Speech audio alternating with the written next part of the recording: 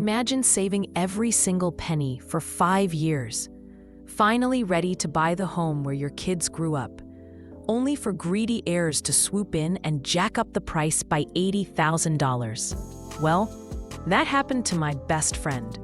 And when I realized those rich vultures planned to crush her family's dream, I decided to fight back.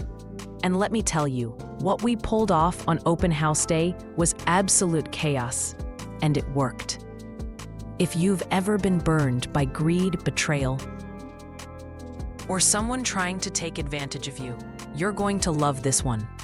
Hit that like button, subscribe, and buckle up, because this revenge story is one of the most satisfying you'll ever hear. 15 years ago, my best friend and her husband were raising 5 kids in one of the most expensive cities in the country. They rented an old 4-bedroom house for $400 a week. Sounds manageable, right?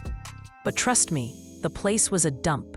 The kitchen reeked, the drains stank, the walls peeled like sunburned skin. Still, it was all they could afford. But here's the silver lining. The owner, a sweet old lady, adored my friend's family. She froze their rent for years and promised them something life-changing. Once they saved enough, she'd sell them the house at a fair price. For 5 long years, they pinched pennies. No vacations, no luxuries, just sacrifice. Imagine telling your kids no over and over because every dollar had to go into that dream. But finally, they did it. They had the money, and then fate sucker punched them. 2 days before anything was signed, the old woman passed away. Just like that, the dream slipped through their fingers. The house went to her 4 adult children, each already filthy rich with massive property portfolios. When they met my friend, they smiled, nodded, and promised to honor their mother's word. All they asked was, just wait until probate is settled. So my friend trusted them. She started painting, stripping wallpaper, even planning where the kids' rooms would go. But when probate finally cleared, the mask came off. The heirs raised the price by $80,000. $80,000. Without warning. And to twist the knife, they announced the house would hit the open market in just 1 week. Do you know what that feels like? To work for 5 years, finally grab hope, and watch it yanked away by greedy hands? My friend's family was devastated. Rents had skyrocketed, the market was brutal, and if they lost this house, they might never find another one big enough or affordable. Meanwhile, those 4 heirs, already dripping in wealth, were about to crush a struggling family for less than $20,000 each. Pure greed. And that's when my blood started to boil. I couldn't stand by. Not while my best friend's family, the people who treated me like their own, were about to be thrown to the wolves.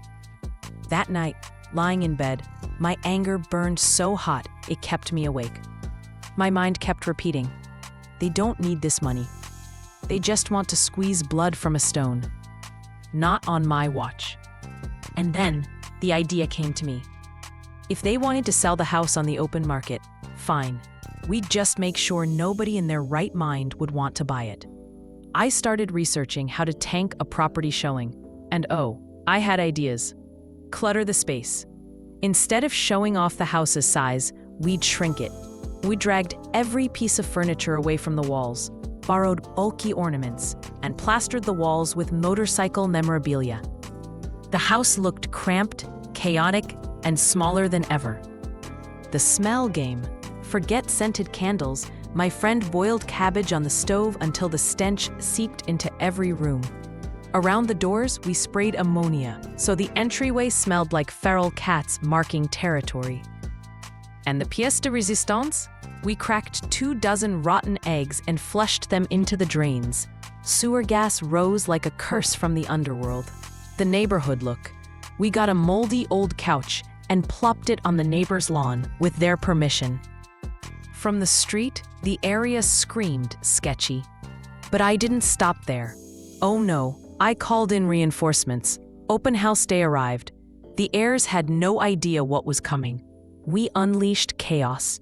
Traffic jam, Friends with loud, clunky cars circled the block non-stop. Engines rattled, mufflers popped, tires screeched. It looked like the worst rush hour in history had picked our street.